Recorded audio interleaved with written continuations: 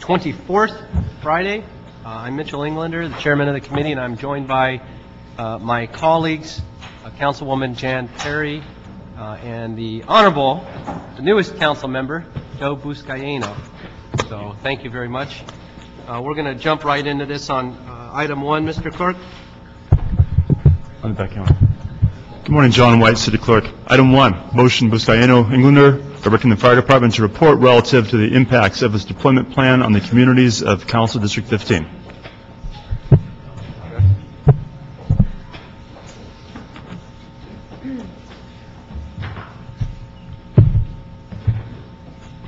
Morning. Good morning. Morning, Councilman.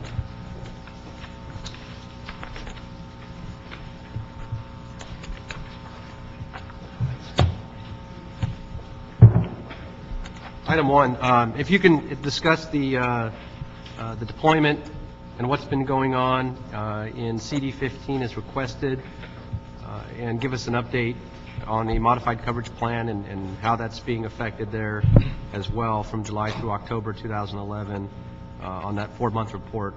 I would appreciate that. Thank you. Sure thing. Deputy Chief David Yamahata, Fire Department. Just to give you a brief overview, as you're well aware of, back in July, Fire Department implemented the deployment plan to try and reduce our budget deficit. In that deployment plan, we reduced our overall staffing out in the field by 318 positions, or about 106 per day, throughout the entire city.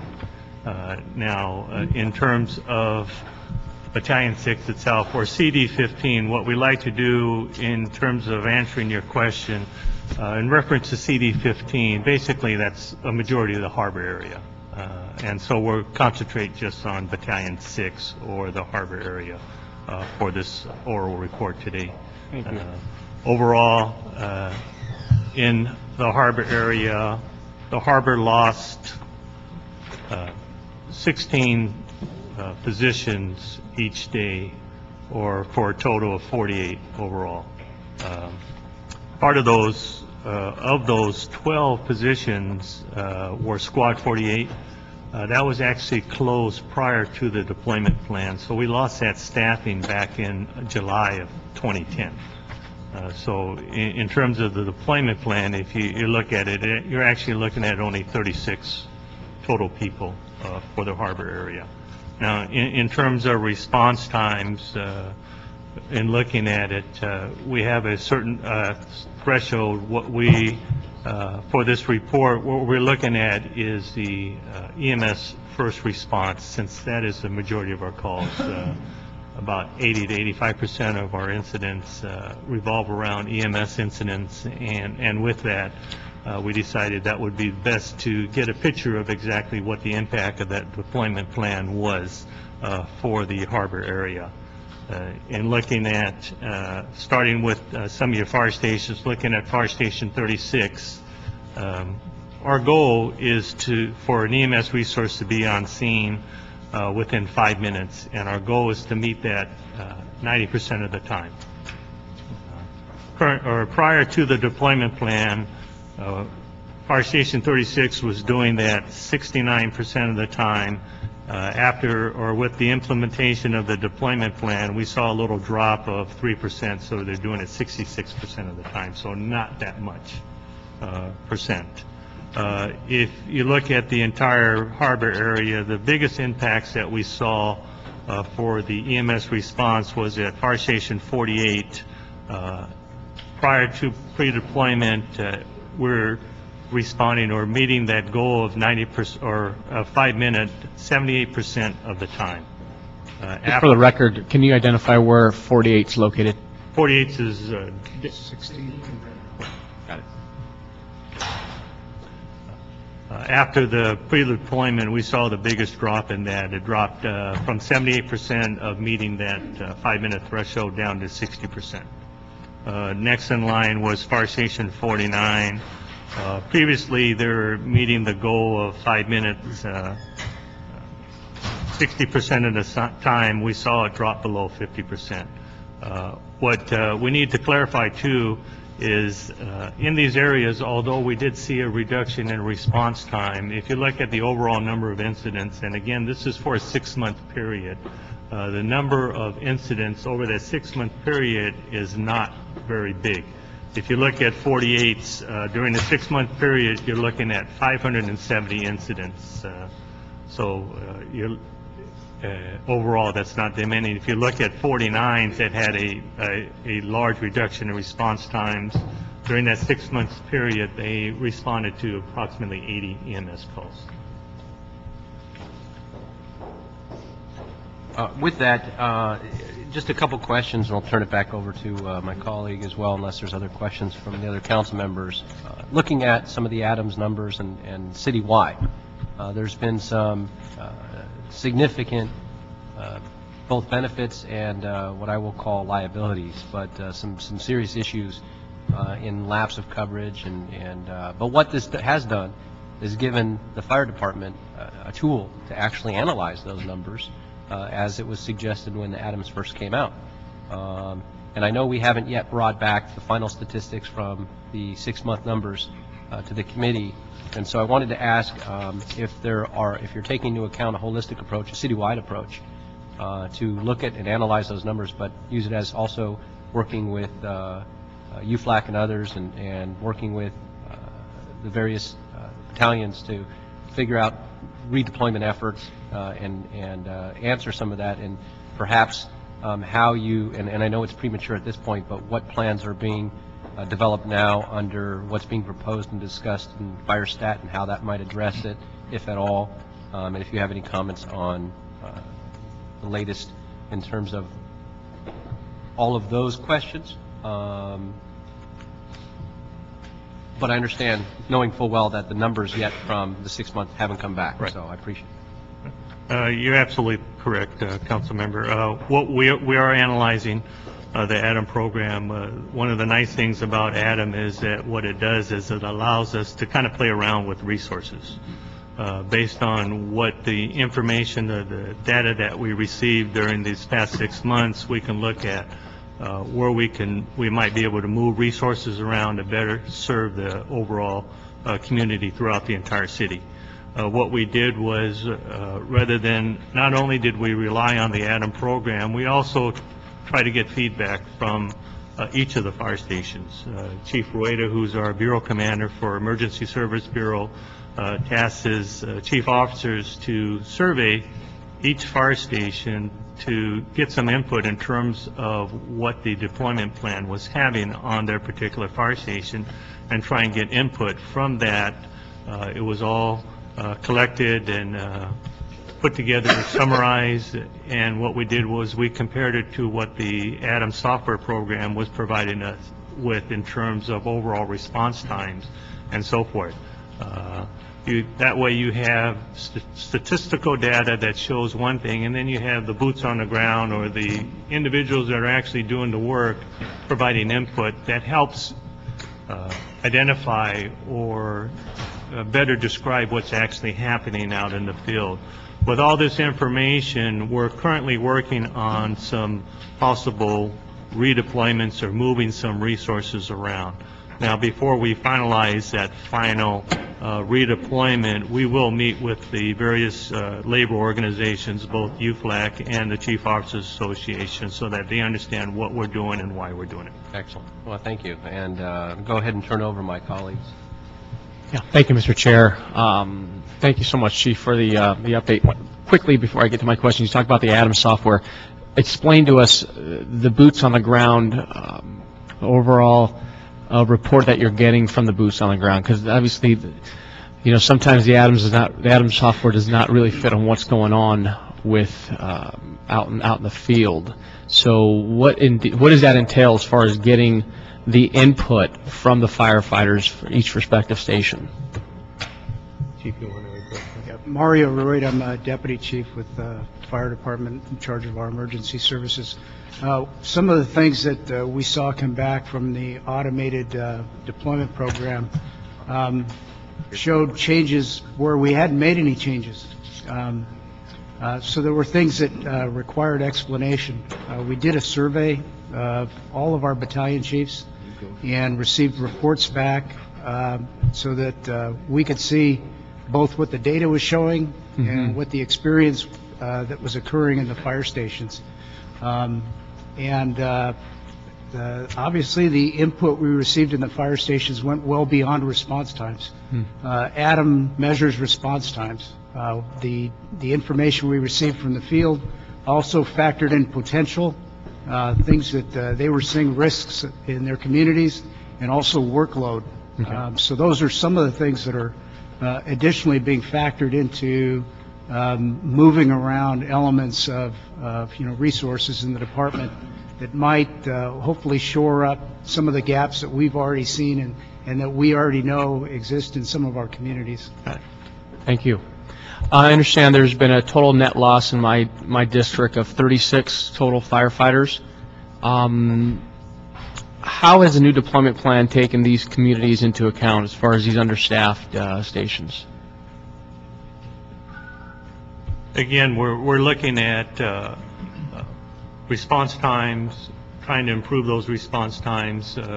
One of our largest obstacles that we're fighting, again, is the budget. At this point, we don't have additional funding to put any resources back, so any changes or modifications would be taking resources from another area or district and moving it to an area that is being impacted more than others. And again, it would be based on response times, looking at those areas that have the biggest impact and moving a resource to try and meet those needs. And Councilman, one unique thing about the Port of Los Angeles, it's not our busiest area, and for the most part, the plan was developed to maintain EMS response times, or response times to emergency medical incidents. And for the most part, that has worked. One of the issues we run into, and that I think you would hear if you talk to the firefighters in our district, is the significant potential. And potential is certainly something we take into account, but we try to balance where we're seeing declining response time in other areas. And unfortunately, the call load in Battalion 6, for the number of resources we have, it's not probably would not be our number one priority for adding back of resources at this point. Although it does present a significant potential, it's one of those areas that keeps me up at night. Sure. And all of us down there. Did you reduce the Port of Los Angeles bill for fire services that were cut? I know some of the resources are funded by the Port of Los Angeles. That is correct. Actually, we have not calculated the current bill for 2011. We have not concluded that, but we anticipate that there will be a reduction. We're also currently in negotiations with the port to review the overall billing process and working at trying to come to an agreement on how that funding is spent. Last question. As we all know, in Wilmington, Truck 38 was taken away.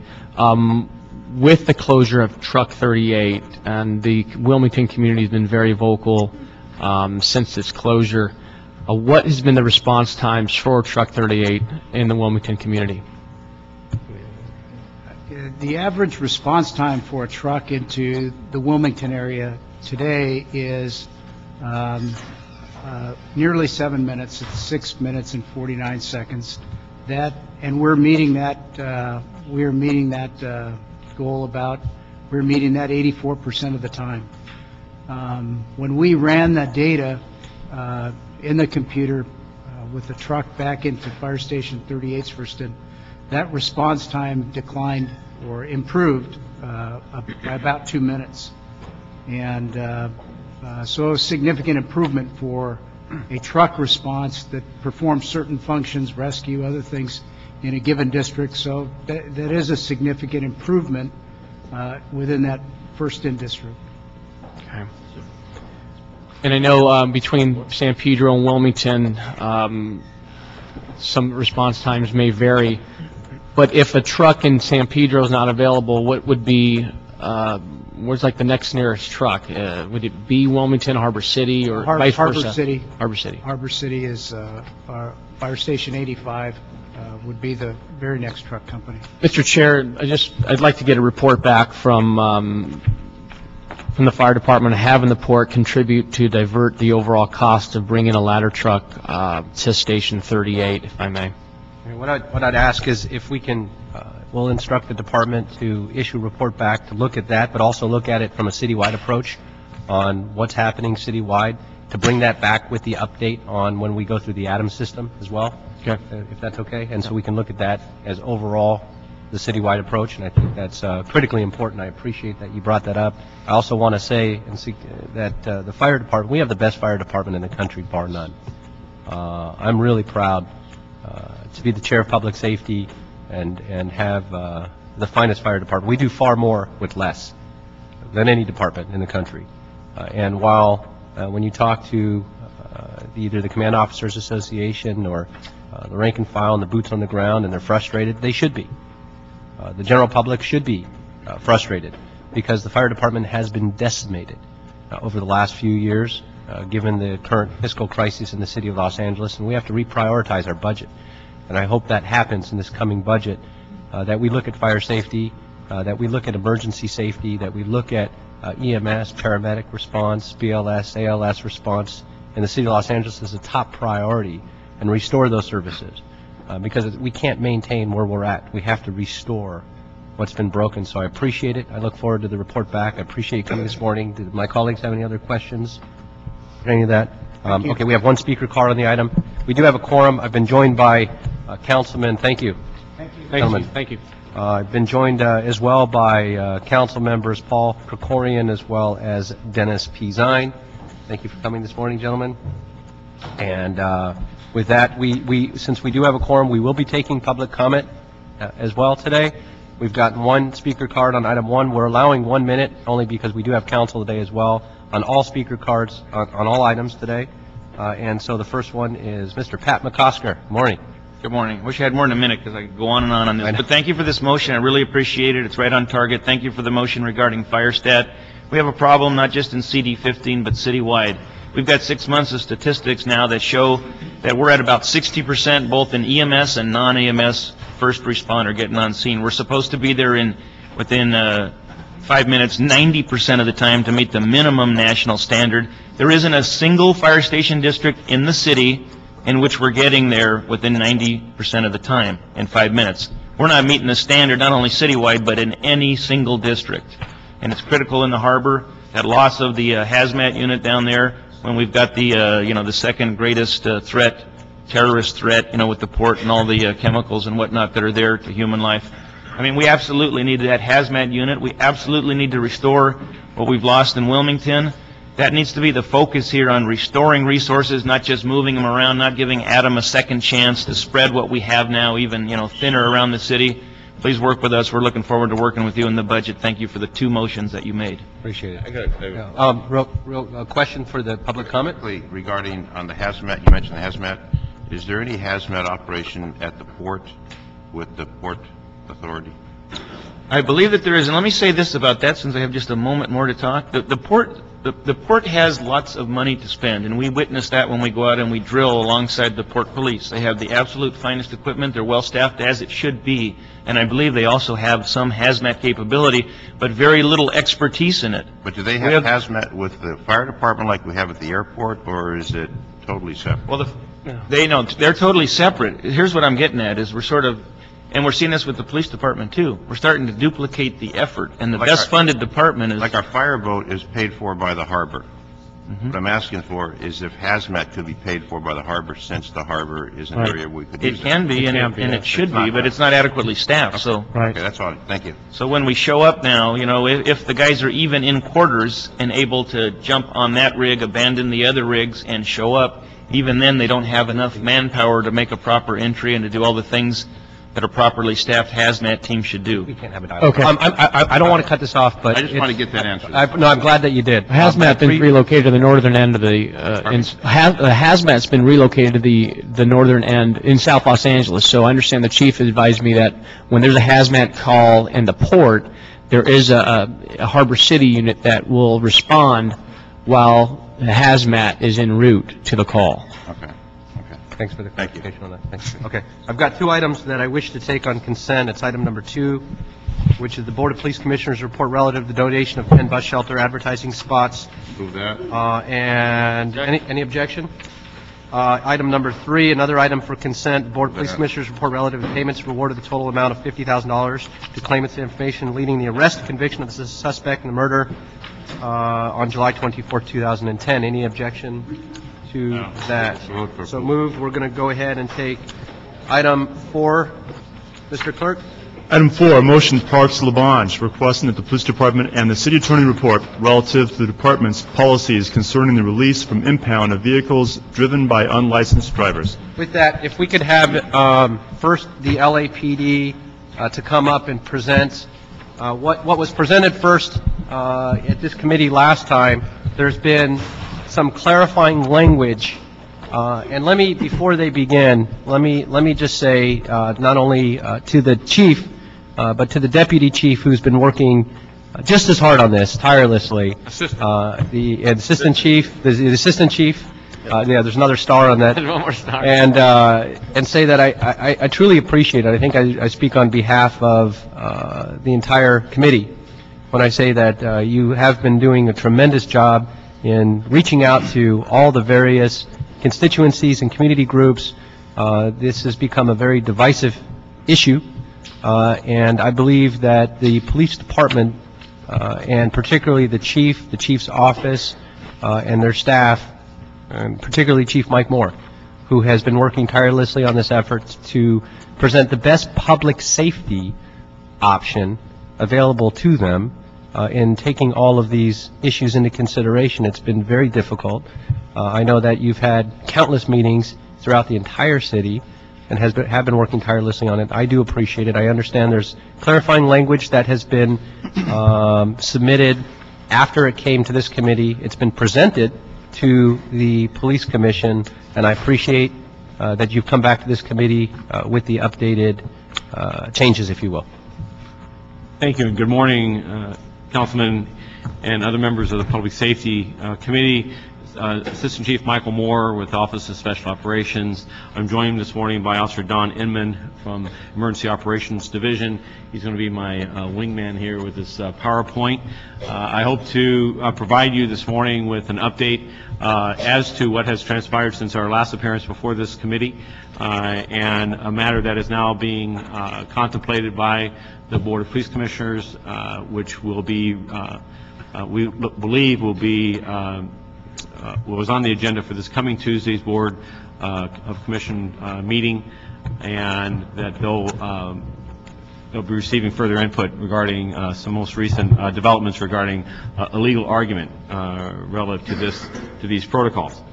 As Councilman Englander indicated, we made a presentation to this committee talking about our proposed protocols, the essence of why those protocols were being revised, clarified, and additional instruction was being provided to our officers.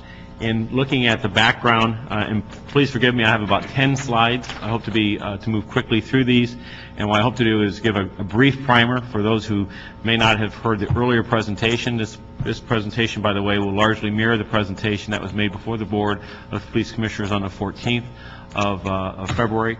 But as to the essence of why we are here, there's been various community groups that have requested the department to modify its impound practices relative to unlicensed drivers, and that the desires of our practices to be modified to match those or more closely mirror those of other cities in the state of California.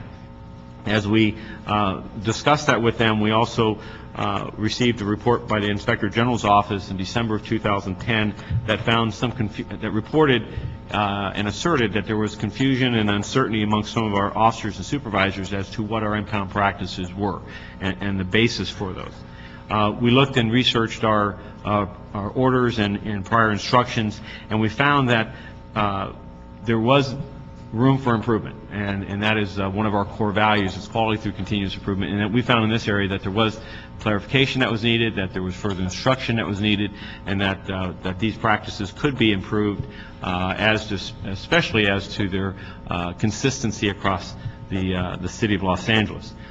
guiding principles in this entire development has been that our actions be in compliance with the law, that we provide for public safety, and that the application of impound practices be fair and unbiased across the city.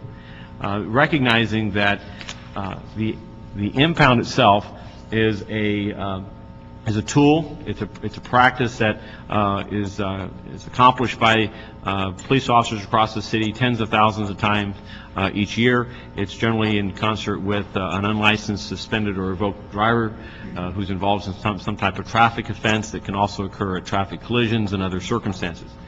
And while there's many statutes that provide for the impounding or seizure of a vehicle, however, there's also some governing doctrine, because a seizure or an impound of a vehicle has to meet also not only a statutory authority, but it has to be constitutional, because it fits within a seizure, a warrantless seizure, if you will, involving the Fourth Amendment of the Constitution. That's generally been known as the the community caretaking doctrine. And again, our earlier testimony before this committee, we discussed briefly what that doctrine was. It's briefly mentioned here as the decision to impound must be reasonable and not just an authority listed within a California Vehicle Code. As we move forward here, we looked at our documents and our orders and our instructions, and we believe that our earlier discussion and direction to our officers regarding the community caretaking doctrine needed further emphasis, that we needed and would benefit by giving further instructions to our officers and supervisors as to the mechanisms, if you will, of how we exercise impounds. That will be accomplished as part of this order, as part of this continued efforts to improve our impound practices. Our current practices, as we sit and as we are here today, officers, as I've stated, choose from a multitude of impound authorities. They vary in their severity. Primarily, there are two authorities, one being 22651P of the Vehicle Code, which allows for the removal of a vehicle on an unlicensed, suspended, or revoked driver. That vehicle is held until which time a licensed driver, whether that be the registered owner of the vehicle or his designee or her designee, can pull or take the vehicle out of impound, and they pay the fees and so forth. The other common authority is 14602.6, which affords the same impound or seizure, however, it holds it for 30 days. Presently, we're here today, as we look at our instructions and our guiding documents, officers have both those authorities before them as they're in a situation in the field and making a decision of whether or not to make an impound. What we seek to do is to provide guidance and direction to them, because we recognize that the severity can be very dramatic amongst those two sections. As we move forward in talking with community groups, as well as various other elected officials, the commission gave instruction and guidance as to their desires, as well as the chief, and what we've looked to do is, first of all, stress by guiding principles that we're going to continue to make sure our actions are lawful, that they're consistent, and that they demonstrate a fairness in their application. As we move forward, we will have, with the review of this and the acceptance of these revisions, we will have a citation or physical arrest regarding an unlicensed or suspended or revoked driver as we do today. There will be no change in that practice. An officer stopping and conducting a traffic stop with an unlicensed, suspended, or revoked driver will not change their practices as they are today, whether it be to the identification of the individual or it be the enforcement action, whether it be a physical arrest or citation. As to the impounding the vehicle, we will hold the vehicle for 30 days, the maximum period allowed, when we have a violator who has no proof of insurance, is at fault at a traffic collision, or has prior convictions for being an unlicensed driver, or a suspended or has a suspended or revoked or restricted license. If we have an individual who is an unlicensed driver who has valid identification, who has proof of insurance, whose vehicle is properly registered, and who's not at fault at a collision, and has no prior convictions, in that instance, the violator will still be cited, still subject to arrest. The vehicle will be impounded. However, it will not be held for the 30 days. It will be impounded on the lesser offense, the lesser authority. We again believe that proportionality the difference, the changing of gears is appropriate and does not endanger public safety. In fact, in contrast, we believe that it will further improve public safety as it will, its consequence to the violator, demonstrate clearly that in the absence of insurance, in the absence of valid identification, they will suffer the more severe penalty. Again, impounds cannot be penalties, but the seizure or the removal from the field will be more severe in the absence of insurance, in the absence of proper registration or valid insurance. A quick comparison between our existing procedures on your left, an unlicensed driver, suspended, revoked. You can see all the various circumstances of a violator, if you will. Today, that they receive a citation, they're subject to arrest, their vehicle is impounded, again, but it may be held presently, generally 80-85% of the time, it's held for 30 days, and 15% of the time or so, it's held for that lesser offense. What we don't have is we have not given our officers clarity as to when we want to see this exercise. You see on the right, the revisions would cause for an unlicensed driver who has these valid identification, proof of insurance, and so forth. Then again, they will be cited. Their vehicle will be impounded in the absence of a properly licensed individual present there. But it will be held for the lesser offense. Excuse me, can I ask a very quick question on that? If we go back up one slide. And if I recall, what the presentation was last time was having a registered owner or another licensed driver, this is on the release of the vehicle part of it, that they would have a registered owner or another licensed driver readily available. And has that, and I know that was a concern or issue, meaning trying to figure out the definition of that. Is there a clarifying language on that? We'll use this slide here as a comparison. Unless that's on another slide. No, we'll use this because we're near the end. It's appropriate. Thank you for bringing that clarification up. There's a couple clarifications from our last presentation. One of the areas that we found confusion, not only in regards to community groups and elected officials and advocacies, but also within our own officers, is we used the term that a licensed driver was readily available. Then under the caretaking doctrine, that vehicle, the justification for impounding that vehicle would not exist. People questioned as to what does readily available mean. What's the time frame? Is that 5 minutes? It's 2 minutes? Right. Is it around the corner? Is it right there in the seat? So the department looked at that and clarified, and we've changed that to immediately available. So if in circumstances and people then ask, well, what does immediate mean? Immediate means, much like my parents asked me to immediately get up, it meant right now. That needs no further explanation. Generally, as a parent, so we will. What actually? No, what is? Yeah. What actually happened is another matter. Yes, thank you, Councilman. Okay. That's a significant clarification. So I appreciate it. I had a concern over to the that extent that we believe that an offender who is unlicensed, and we're telling our officers that if you have a licensed driver, a licensed individual there in the car, and standing on the sidewalk next to the car, if they're there, then it's not a matter of discretion. Now, by the caretaking doctrine, the seizure or the impounding of that vehicle may be challenged as to its reasonableness.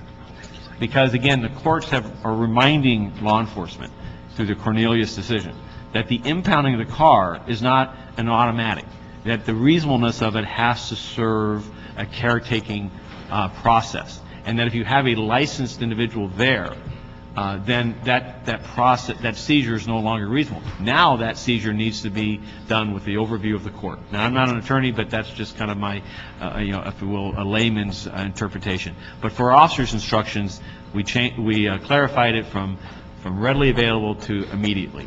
The other clarifications that we made was we heard concerns from various groups as to a person who did not have insurance and did not have proof of insurance of their vehicle, that individual posed the risk of the consequence of that and being involved in an accident, being involved in some type of collision could be catastrophic, financially and otherwise. And so the department is looking to improve the practice or the individual status and, if you will, promote them to be insured through this mechanism. This mechanism of adding a consequence that if you're an unlicensed driver without prior convictions and you do not have proof of insurance, your vehicle will be impounded for 30 days. That has been an enhancement, if you will, a clarification that we have, that we are at today that's been presented to the Board of Police Commissioners. In addition, the person must have valid identification. Now that exists today. That's a requirement that every officer knows, and they exercise it. They have the discretion to make a physical arrest if they cannot, to their satisfaction, identify the individual they're working and talking with in this citation situation, to ensure that the person's not wanted, the person is not an active, has a warrant for their arrest, is not a fugitive, but also to understand what their driving history has been. So the clarification that we're making here is that an individual who has valid identification defined such as a military ID, a passport, a consular ID, which is, as you know, this city council body adopted as an official form of identification in the city of Los Angeles, that those are what we consider valid identification. They have photographs, they have information as far as physical identity, address, and so forth of the individual, the card holder. And most recently, there's been discussions in the public as to the requirements of what it takes to get one of those consular IDs to ensure they're real quick. Ms. Perry has a quick question. Yeah, I have a quick question. I wonder if you've considered people who are making a good faith effort to go through a legalization process, and because of the backlog of the federal government, sometimes it takes 10 years, even longer, and if you've considered anything where they had the initial application with identification information on it, and then that could be considered as an additional way for people to identify themselves. They've started the process, they're waiting, they have lawyers, and you know and I know that it takes a long time, because particularly a backlog with particular folks who are coming from particular countries that the government has targeted. Can you consider that as an additional category of a way of identifying people? Yes, absolutely. The department is desirous of identifying acceptable means of identification that are that demonstrate some validity. That its origin is such that's resistant to fraud or resistant to counterfeit.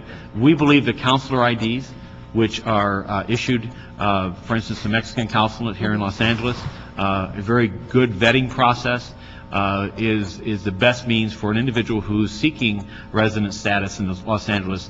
It's a very simple method today that they can go and acquire. However, the department is certainly one of the challenges we've had in defining what constitutes acceptable ID is just that, is that we want to demonstrate a responsiveness to people who have means of verifying their identity and have presented proof of it to the satisfaction of the officer in the field that they know who they're dealing with. And so what has been our point to this point has been not to lock that down into 4 items. However, for purposes of clarification for our presentation today and before the Board of Police Commissioners, we are defining valid identification to constitute certain things. And going forward right now, passports, military identification, consular IDs, licenses from other states. I'll tell you what I'll do. Those will I'll put together a motion and then go ahead and introduce them and see if we can fold it in. Very good. Okay. We can do an instruction now, or we can do a motion later. Yeah, you can do an instruction now. Okay, we'll add that later on the instruction when we close out the item. Okay, great. Very good. Okay. Okay. I'm sorry. Returning back to I this. didn't want to interrupt. I just didn't see the... Nope. The last point Okay. is in following the presentations of the Board of Police Commissioners and their consideration of this, in the implementation, this will be done via training that, again, we do all changes, revisions, improvements of our practices, whether it be Chief of Police video messaging, roll call training, development of frequently asked questions, reference guides for our officers. However, in addition to this, we are working with a number of community groups that we've talked about getting to this point with this development, in them developing outreach efforts with us in partnership and identifying to the community, all communities, the consequences of unlicensed driving. In conclusion, these changes, these revisions, these clarifications are not meant to authorize or give people the authority to drive unlicensed. And part of this effort will be to continue to stress to communities their responsibilities to be licensed, to be properly licensed, to be insured, and ensure the proper registration and operation of their vehicles, as well as the consequences when they're not. And so that will be a portion of this effort as well. And I welcome any questions. Okay. With that, first, I do want to say that there are some significant, and I know you want to call them clarifications. I'm going to say significant changes, and what I will also call and editorialize my comments, since I have the ability to do that, and say improvements, significant ones. And I applaud the department, I applaud the chief, I applaud you for taking all these, the totality of all the concerns into consideration and trying to weigh the options. Just as a refresher, or to let some of the committee colleagues know that some of these things weren't in the original draft at all. The traffic collision issue wasn't in there. The insurance issue didn't really make its way into the original draft. The immediately available versus readily available, significant change. So while these are being clarified by the department, I will say that this is a major difference. And so I don't have any specific questions to the department. I don't know if my colleagues do. I'm going to call up, so you know, next, the city attorney. I just have one part. Okay, I do have some questions for the city attorney's office as it pertains to some of the legalities, and we have a number of public speaker cards as well. So, what I'd like to add, Chief, is that the insurance information that be current, the registration be current, because you can have an insurance card that's expired. So we want to add to that the current insurance, current registration. I believe it already said that in the original. I didn't see it in this. Right, not in the slide. Registration, but that needs to be. We need to emphasize current. And let me assure you that these are proof of insurance, is current insurance to the vehicle involved, to the license, to the individual that is there. Your point's taken. Registration also. Valid registration, yes. Okay. Those are expectations. This, unfortunately, this is a PowerPoint of briefing it down, if you will. Briefing it down. I like that term. Okay, thank you. Another question? Just not a question, but a comment. Coming from the field here in the last 6 months or so, my partners and I have just always are miffed by the fact that we ask ourselves, how can an unlicensed driver get proof of insurance? Where, can you explain that? Because out in the field and talking to the officers, when we pull over a violator, it's like proof of insurance, yes. Do you have a license? No. Yes. A state issue. It's a well, as we understand it, the insurance companies exist that license or that will issue insurance to unlicensed drivers, as well as the vehicles. It is an allowance. It is a practice.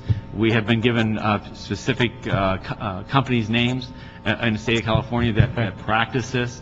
I will say informally that we have myself spoken with insurance companies as to their ability to license me with statements that I'm here from out of the country and don't have a license, and however I have a car and I need insurance. Can you insure me? And their answer has been absolutely.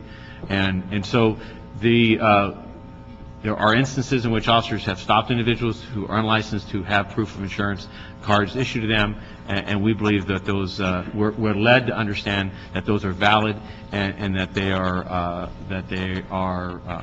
for the individual coverage. Okay. And on another issue, and that'll be if it turns out to be a pattern that emerges where for finding any individuals, licensed or otherwise, carrying false insurance and giving a false document to law enforcement agency, that'll be a whole different issue, dealt on a different level.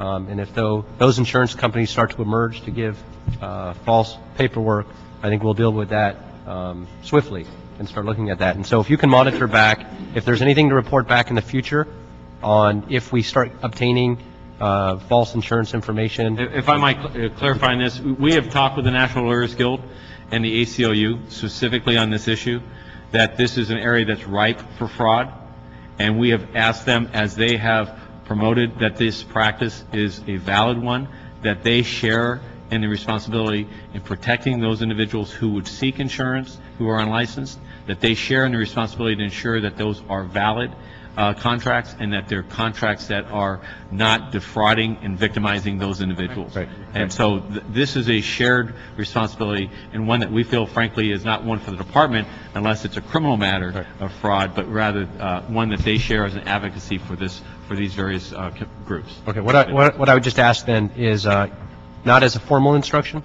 but if the department sees in the future that this becomes an issue, if they can report back, if it becomes an issue that this seems to be an emerging fraud, I haven't heard of that yet, but if it does emerge as a fraud, if you can let us know and keep us informed of that as well. I can attest to, on several occasions out in the field, we've come across this issue, and maybe perhaps this body and this committee can help diffuse that.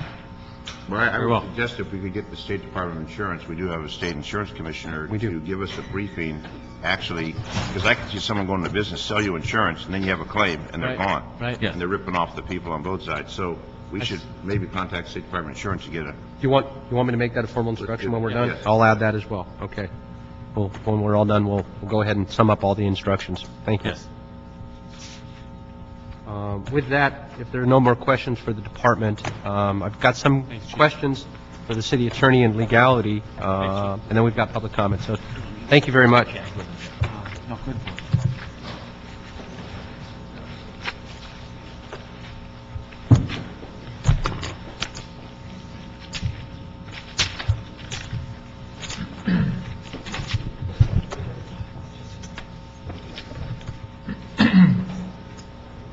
Morning. Morning. If you can just state your name and give us any overview. I know I've got questions. I don't know if you're prepared for an overview, but we can certainly, and I appreciate you coming on short notice this morning as well. If you want to just go ahead and open it up with any comments first. Good morning. William Carter, City Attorney's Office. Chairman Englander, honorable members of the committee.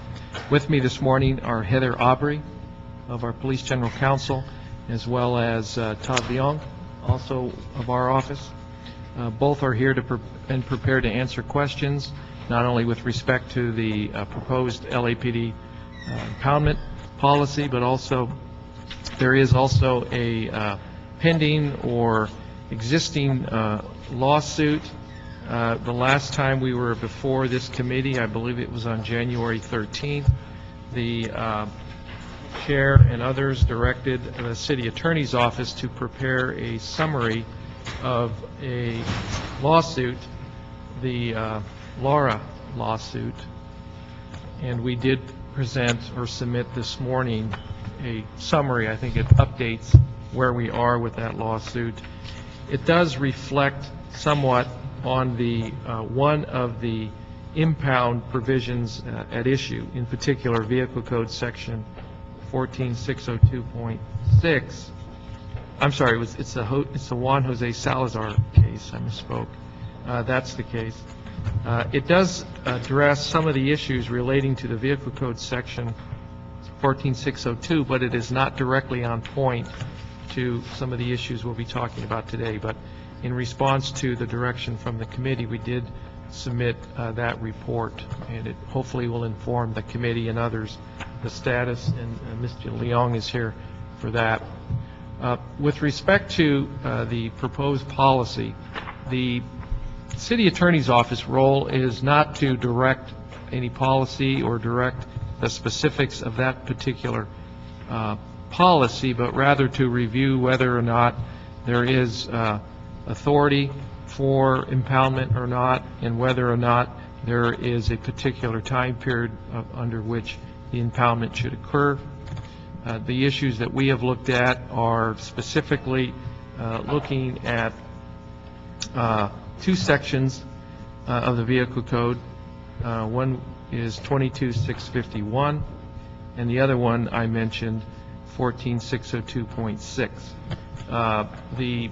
I think most people would recognize from a legal standpoint that the LAPD has discretion to impound or not based on certain factors, certain violations of the law. I think it's not a question of whether they have to impound, but whether there's a discretion to impound. So the city attorney's office looked at that, given certain factors. One of the factors, as you heard Assistant Chief Moore mention, was the community care doctrine, and we can certainly discuss that. The community care doctrine is certainly addressed in the letter that we submitted today regarding the Juan Jose Salazar. So there is a good overview of the community care doctrine if people want to review that. Assuming that the vehicle is impounded for basic violations or certain violations of the vehicle code, the question then becomes how long must that vehicle be impounded? The policy that LAPD is proposing would modify or proposes to modify the length of time which those cars would be impounded, whether it be for a day or an hour, a day, or the 30 days that is set forth in Vehicle Code 14602.6. So the City Attorney's Office has been having discussions since at least last August with the LAPD as their policy has evolved. Throughout that time, our focus has been on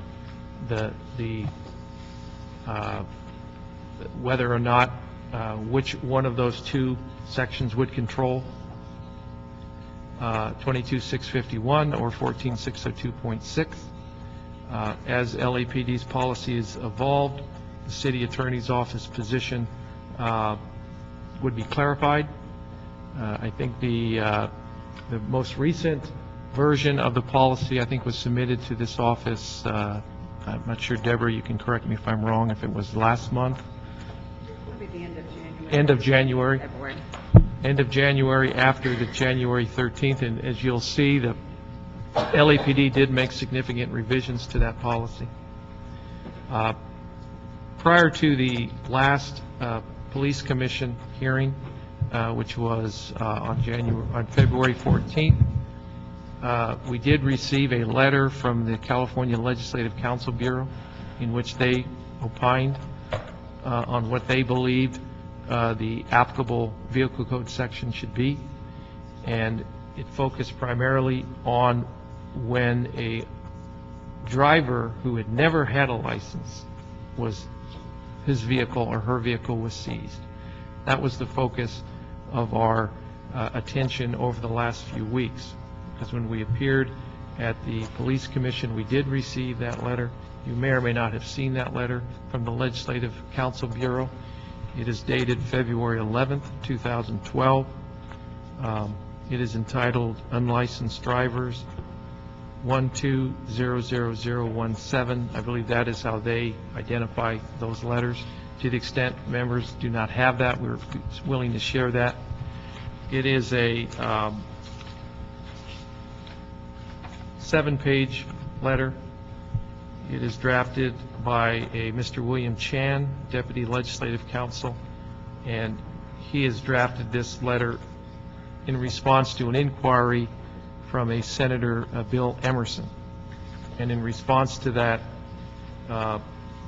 request from Senator Emerson, the Legislative Council Bureau gave an opinion. And so in response to that letter, the President of the Police Commission asked the City Attorney's Office to review this letter and to come back to it on or about the next scheduled meeting, which I believe is Tuesday, February 28th, and we are preparing a response to that letter. And can you share with us that information, the response? yes, we're. Yeah, I'm going to go through those questions as soon as Mr. Carter's done, and take all the questions from the committee if we could. So the Legislative Council Bureau letter does not go off into new areas, but rather focuses on the areas that I discussed previously. That is, what is the controlling impoundment statute? Is it 22651? Is it 14602C? In other words, if you seize a vehicle from a driver who has never had a driver's license, what controls? Can you hold it for an hour, a day, or do you have to hold it for a full 30 days mandatory? That is the tension that was raised with the Legislative Council Bureau. And I can go into more detail if the President or others want about that particular letter. I will say that in response to this letter and the directive from the President of the Police Commission, our staff is preparing a response. It should be ready, if not late Monday night, certainly by the beginning of the Police Commission hearing on the 28th, as directed. Thank you. I've got several questions. I'm going to go ahead and go through. If the I do have an instruction on these questions when I'm done. So if there are, and a couple of the questions that I had developed this morning, you had already gone over a couple of them as well. Go ahead and read them into the record anyway, and then I'm going to submit them as a formal instruction from the committee to the City Attorney's Office as well, so we can actually get a written opinion and analysis on these questions. These are questions that I've put together, and then we'll go ahead and open it up for additional questions if we need to add to the instruction as well. And we'll give you that written document immediately after the committee is adjourned as well. If the answers aren't readily available, or let me just change that. If the answers aren't immediately available, then you can go ahead and just respond that could be something submitted in writing, and that would be more than sufficient. I was going to ask if the City Attorney's Office received a current copy of LAPD's final proposed impound policy, and you'd already answered that and stated that the last draft that you received was at the end of January. So correct. We've got that information, that you have not gotten that yet. From the City Attorney's perspective, what is the status of LAPD's proposed impound policy before the Police Commission? But if you haven't received the final copy to review it, to give an opinion, then you'll need that document to further an opinion. So that will be a question as well.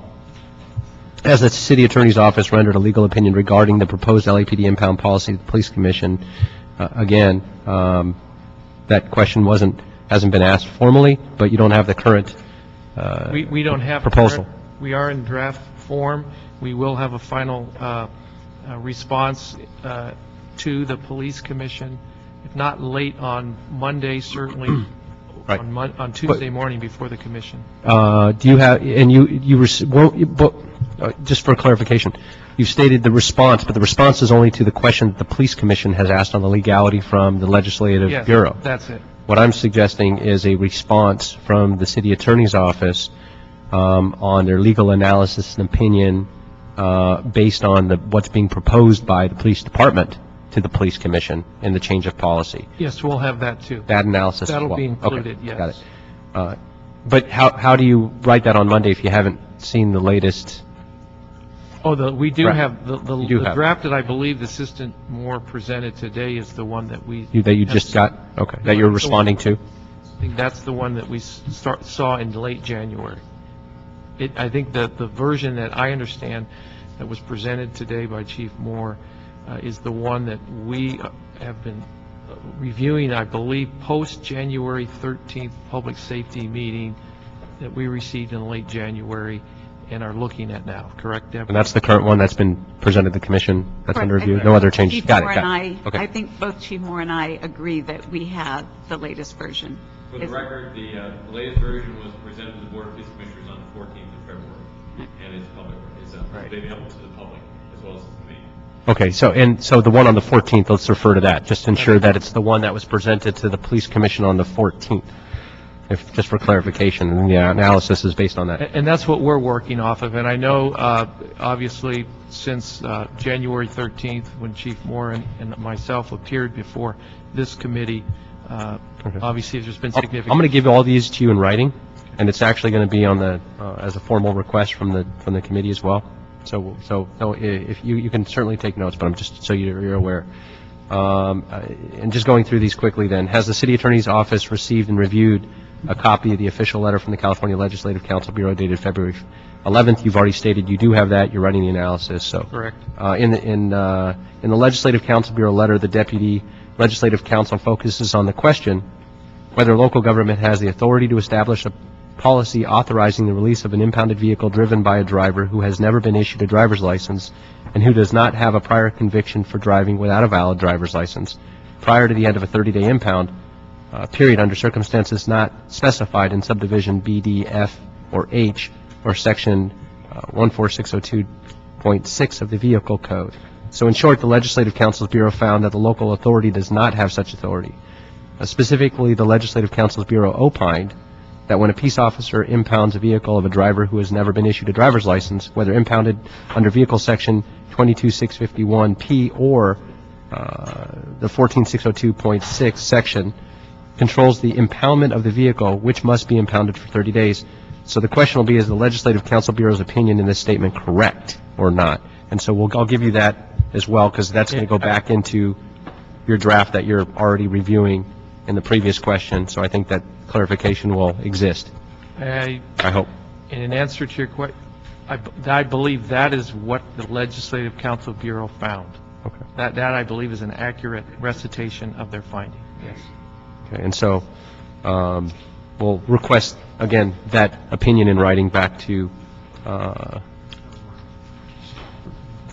the Commission as well. The next is, what is the stated legal basis supporting the legal opinion of the Legislative Council Bureau? So what's their stated legal basis? And will that be included in? Yes. Okay, that'll be included in the summary of your opinion as well. Yes. In a nutshell, the Legislative Council Bureau reaches the conclusion that the 30-day mandatory impoundment applies under 14602C when a vehicle driven by someone who's never had a license is impounded. They find that in a nutshell, the 30-day mandatory impoundment is required. Using a legal statutory construct of a specific statute over a general statute. In other words... Okay. So with that, why don't I add the, and I did have a question down on that. So you can respond to that on the report as well. As can the City Attorney's Office elaborate on the legal notion of a special statute for controls over a general statute? So we can get that. In a nutshell, that's what they found. Yeah. And you'll elaborate on that as well. We are responding to that. Terrific. Can the City Attorney's Office please clarify the legislative intent behind a 30-day hold law as well in there when you provide the opinion back to Commission and then this body as well? And so we'll add that to the questions, unless you're prepared. We certainly are reviewing the legislative intent of 14602.6, and that will be part of our analysis, because in order to give full advice to LAPD and others, you have to put it all in context as to what, and that certainly goes into the specific versus general analysis. Okay, right. And does the Legislative Council Bureau address whether a peace officer has discretion whether or not impounded a vehicle driven by a person who has never been issued a license? Yes, the Legislative Council Bureau letter does address the discretion, and I believe certainly on page 5 they do note that a peace officer does have discretion whether or not to impound under 14602.6 or other sections. I think as I mentioned, I think most folks are in agreement with that. The question then becomes, once you impound that driver, whether you can hold it for an hour or you got to hold it for 30 days. Okay. That's the crux of the issue. Okay. So on that issue, then we'll ask that the City Attorney's Office render an opinion as to the legally required or appropriate for officers whether it's to use the impound authority under Section P or 14602.6. Correct. Okay. Once a peace officer exercises his or her discretion to impound such a vehicle, does the Legislative Council Bureau state whether or not there's any discretion to impound a vehicle of such a driver for less than 30 days? And so that really more ties back into what you just stated as well. That's the crux right there. Has the City Attorney's Office made any recommendations as to which, if any, authority under the LAPD's which LAPD should impound a vehicle where the driver is either unlicensed or driving on a suspended or revoked license? And if not, can the City Attorney's Office provide these legal recommendations? That will be in the analysis presented to the Police Commission. Our analysis focuses on what we've interpreted to be the statutory language, and you look at all of the factors, including legislative intent. And there's what we think you're legally okay to do, and then we make a recommendation, and we will have a recommendation based on all those factors, including legislative intent. And I understand the Legislative Council Bureau letter also makes reference to Vehicle Code Section 21 and states that local authorities are preempted in the field of motor vehicle traffic regulation. So can the City Attorney's Office explain what that means or how it may apply to the policy changes that are being proposed by LAPD? The Vehicle Code Section 21 is a general prohibition for municipalities to try to regulate traffic. The city cannot pass ordinances that regulate motor traffic. The question would be whether or not what LAPD or Police Commission or the city is doing is an ordinance or regulation. I don't think we'll run afoul of Section 21 if I just my general observation. We will be addressing that in our response to the Police Commission, and I do not think Vehicle Code Section 21 will be an issue here. Certainly, I don't think anyone is contemplating an ordinance or regulation, as I understand. Okay. Has the City Attorney's Office conducted a review and analysis of the legislative history of the two impoundment statutes and rendered an opinion? Yes. Well, it'll be in our analysis. Right. I think legislative intent has certainly been part of our discussion with LAPD and others. Okay. And again, the City Attorney's Office does the analysis. We make presentations. We make recommendations, but in the end, it's not our decision as to which way someone goes. And has the Police Commission asked for this specific legal analysis, or just the response from the Legislative Bureau? I'll defer to Deborah. I know in the draft response I've seen, we do address that issue. I'm not sure whether or not it was a specific request from the Police Commission or not, but we are. You're providing it either way? We are. Okay. Is that correct, Deborah? I believe the request that came from the Police Commission asked our office to review the Legislative Council Bureau letter and give our opinion as to whether or not we agreed with their conclusion. It was not more specific than that, but we have, as Chief Deputy Carter has indicated, we have been advising the Police Department all along with regard to various legal issues, including the legislative intent, and that will be in the letter. Right, thank you. Has the City Attorney's Office advised the LAPD, Police Commission, or others in the city of any potential civil liability exposure resulting from the implementation of the proposed LAPD impoundment policy?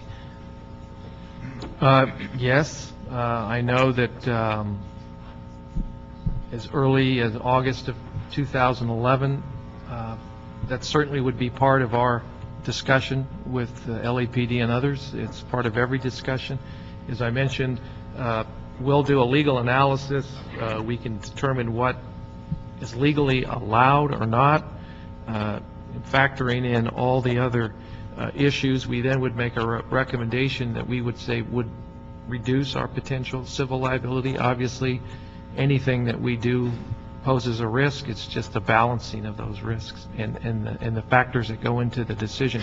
As you'll see, and as Chief Moore pointed out, you have very not as clear statutory language as you would like.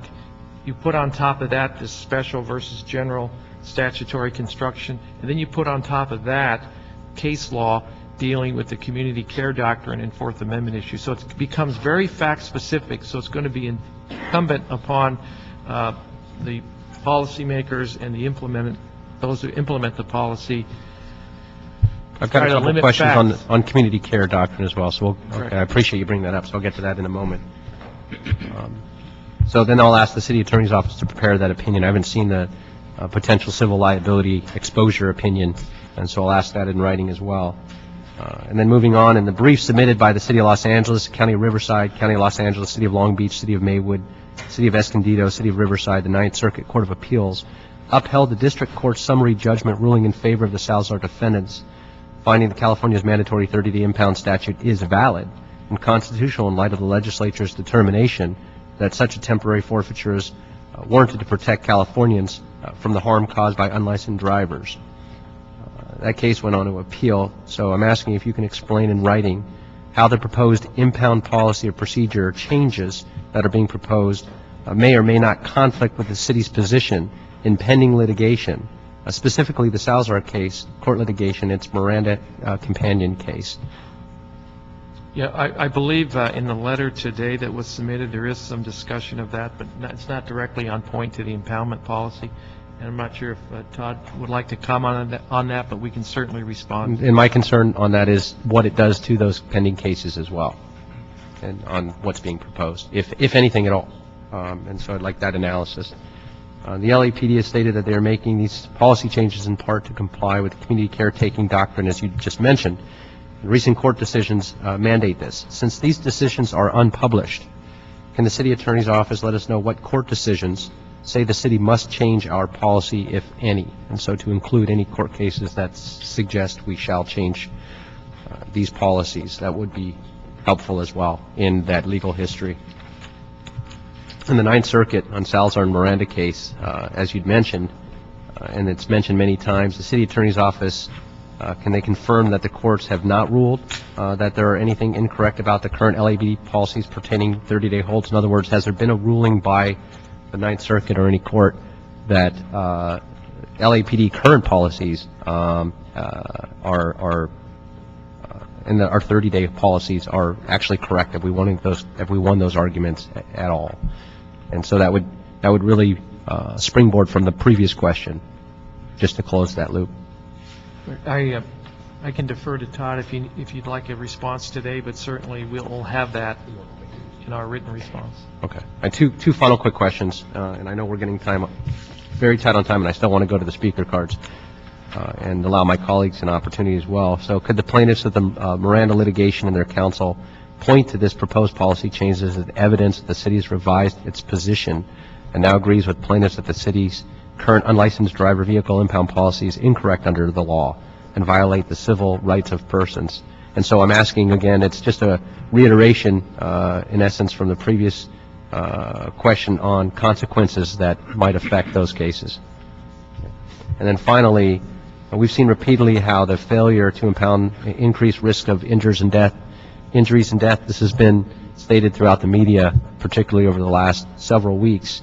And the decision not to impound may have deadly consequences, or even impounding and therefore allowing that vehicle back on the road, and that unlicensed driver and or revoked or suspended driver gets behind the wheel again and a short distance away causes an injury or death. Does that type of situation, which we could potentially be creating, further expose the city to any liability at all? So like an analysis on that. Those are my final questions. If you will, I'll turn it over to my colleagues if they have any questions. I just have a question. It's almost 10 o'clock. We have a councilman at 10. How long do you think we're going to go? Well, I've got public comment cards here, How many? and then the instruction. We've got a minute on each. 2, 3, 5, 6, 7, 8, 9. I've got 10. So it's 10 minutes of public comment. In addition, it's Friday, and I know there are, I believe, scheduled 5 presentations for Friday morning. I'm not sure. And I have one to present. That's the problem. And so if we like, what we could do is I can read through the instructions now. We'll make it a formal action after, if you'd like that, and then we'll go ahead and take public comment. Yeah, I don't have a presentation this morning. You have a presentation? I do not. Yeah, I do. Okay, so we're good. We can continue with quorum. Okay. And then why don't if you've got any questions, I'm happy to hear from you now, Mr. Sun. Okay. No? Okay. Thank you. Well, we're not going to vote today. No, we're just going to issue a formal instruction from the committee. Okay. Thank you. We've got a series of instructions, 3, I believe, currently. Colleagues, any other further questions, additional questions? Answer my questions. Thank you. Okay. No, I'm not going to put any questions in at this point, but I do, just for the sake of context, I do want to mention, though, that the Legislative Council Bureau the opinions of the Legislative Counsel Bureau do not even have the same weight as the opinions of the Attorney General.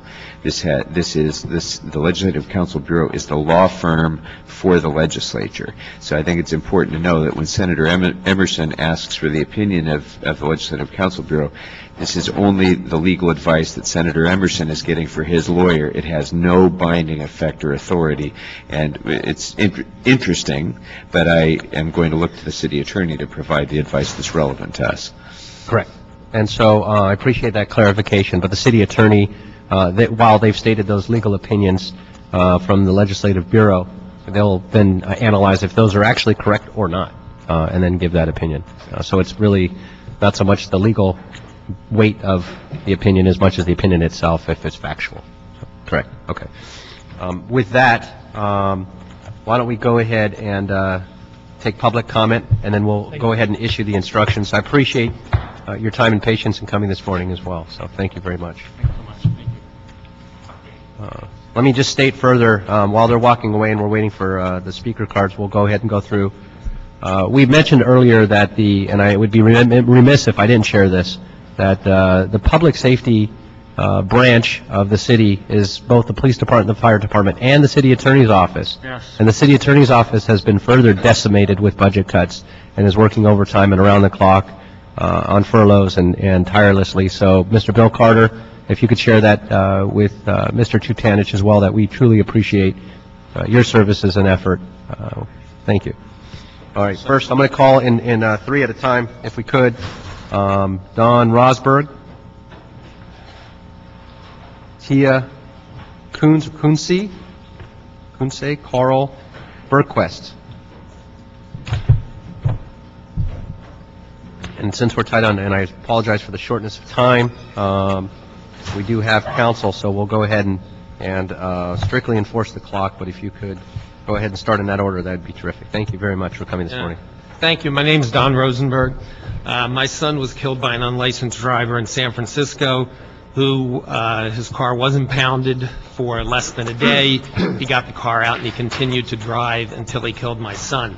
And the policy that the LAPD is talking about here is very similar to what they do in San Francisco. I would like to add that a proper ID, insurance, and a valid registration does not show any knowledge of the rules of the road, doesn't show that the driver has even passed a vision test, and certainly doesn't show that he can drive. The ID, well, I don't even debate that one. Insurance and registration, the insurance can be canceled, and I know you asked about insurance. I've done a lot of research on it and be glad to share it with you. You can get insurance and cancel it literally 2 days later, and they'll revoke your registration, but you already have your sticker and you have your valid insurance card. I do have something which I'll get to you guys.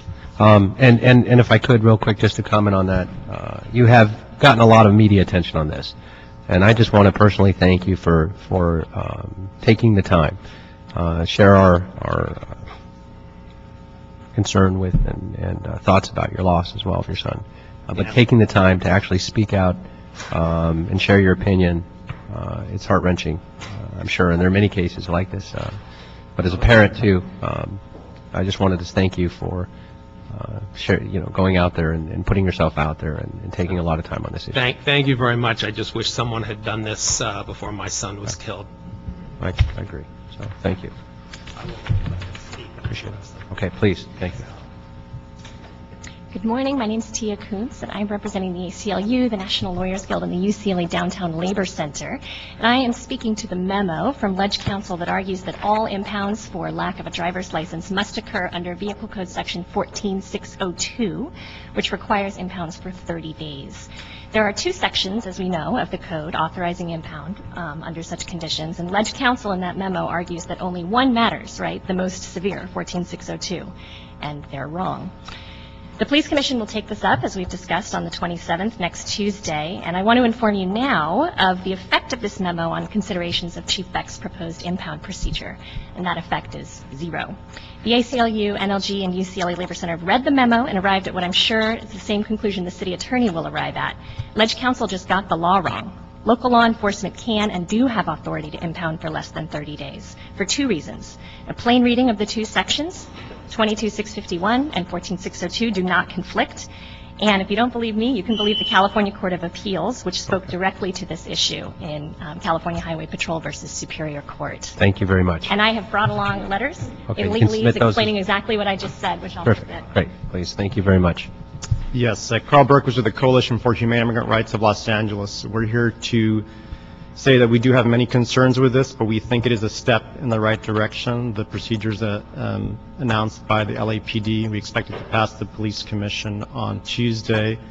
We also want to say that we welcome Council Member Perry's statements about what kind of identification, especially if somebody's in some kind of proceedings with immigration authorities. So just that clarification, I think that's important for the community members.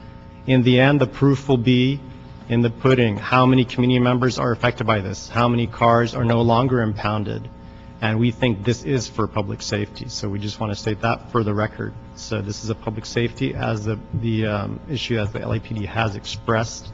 And ultimately, we look forward to this council expressing support for driver's licenses for all Californians, regardless of immigration status. So I think this will address this issue as well. Thank you. Great. Thank you very much.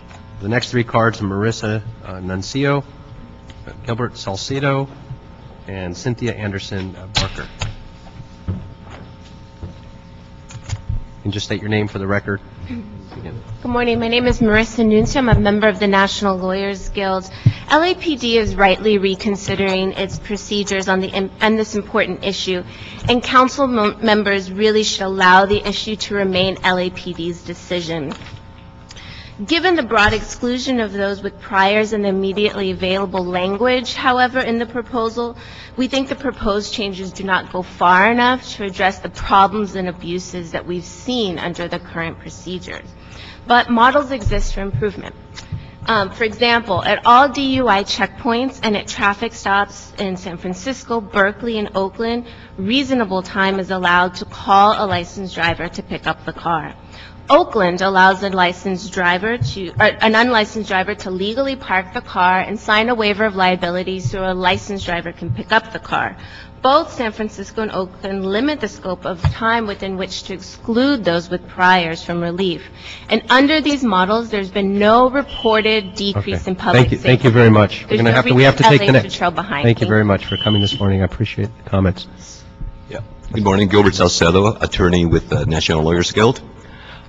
Impounding of vehicles for 30 days from unlicensed drivers who are unlicensed merely because of their immigration status does not improve public safety. I don't think any reasonable person would argue that a person's immigration status is any indication of their ability to operate a vehicle safely. We are hardened.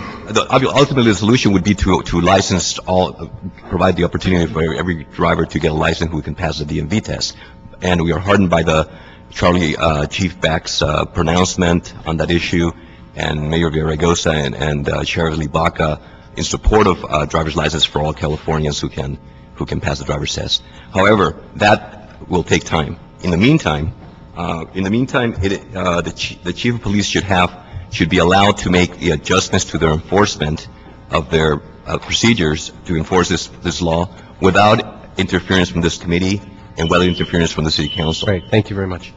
Cynthia Anderson Barker. I'm one of the attorneys litigating the Salazar litigation, both in state court and federal court, against the City of Los Angeles and other cities and counties. It's really too bad we have 1 minute. We were here last time. We were never allowed to speak. I'd love to answer substantive questions on the litigation.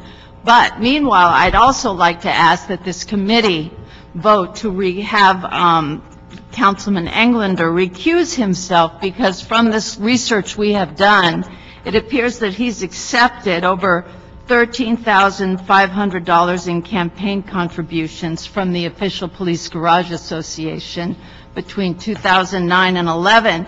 And his uncle, Harvey Englander, and the PR firm Englander, Nobby, and Allen represent the Police Protective League. And their firm has lobbied to block any procedural change that would cut into the windfall.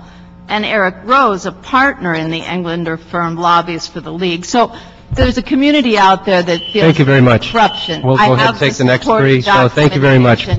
So, 1 minute is ridiculous. yeah, I'm going to go ahead and readdress that and just say that there is no legal at all recusal required. There has been never a financial interest, not recently, never a financial interest at all. And so before slanderous accusations are made, somebody should do the facts and prepare their facts better. Daniel Ortiz, Sky Owens, and Dental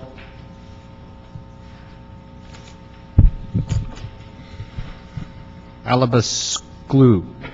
And I'm sure I botched that. I apologize if I have. If you can step forward as well. And then lastly, after that, the final card on the matter will be Peter Repovich. Hi, my name is Daniel Ortiz. I'm also here speaking against the 30-day impounds. Again, the research that we've uncovered has shown that Councilman Englander has received contributions from the official police garages. He has family ties, Harvey Englander, who is a member of the Police Protective League and also has connections to the official police garages. And we're calling for your immediate recusal from any decisions relating to the policies and the implementation of these policies at LAPD. Now, it's impossible for someone who is benefiting from this situation financially to not compromise his ability to make decisions with respect to this policy.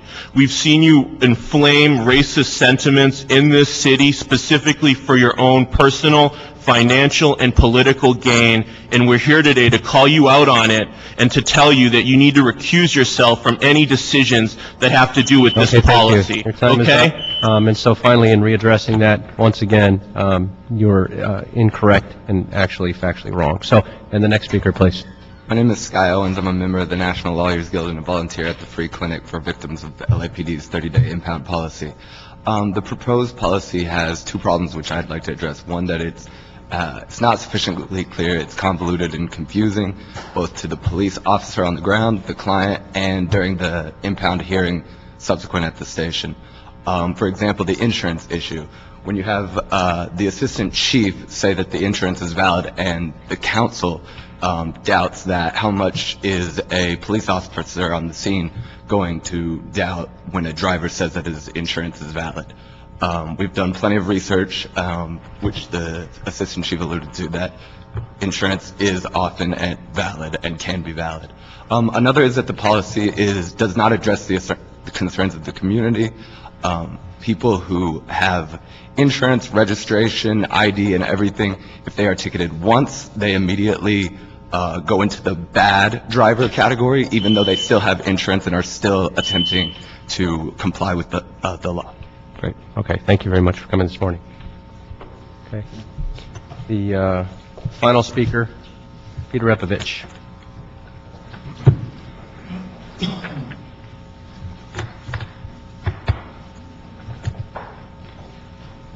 Hello. Peter Repovich, Police Protective League Director. I'm just going to read two paragraphs. Hopefully, you'll give me an extra 30 seconds to get through it.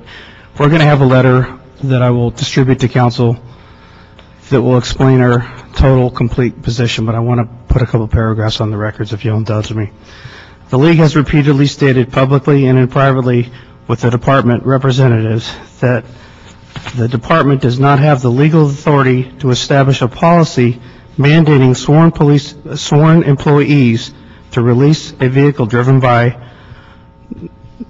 who, number one, has never been issued a driver's license by any jurisdiction, is driving with a suspended driver's license, or is driving with a revoked license, or is driving with a restricted license.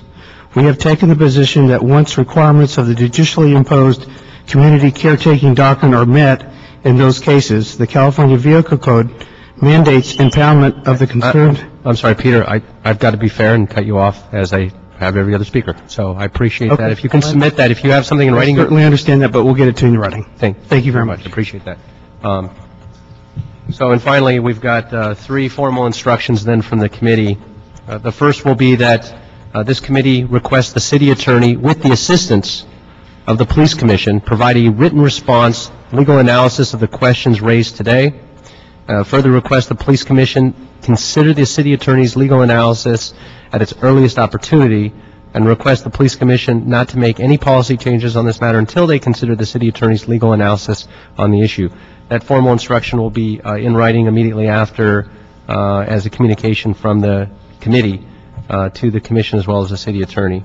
The second and a separate instruction will be on behalf of Jan Perry to report back to this committee, and this is specifically to LAPD, on what it considers a legal ID, and then including the possibility of those showing that they are in the process of obtaining citizenship.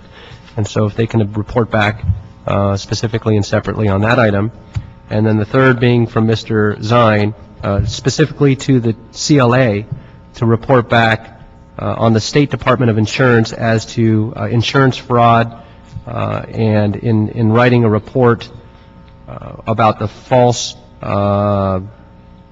insurance policies and how one would go about reporting that information, as well as the number of cases that are before the Department of Insurance commissioners as well. If I've captured everything, I believe then those will be the reports from and the instructions from this committee, and we are adjourned. So thank you all very much. Thank you.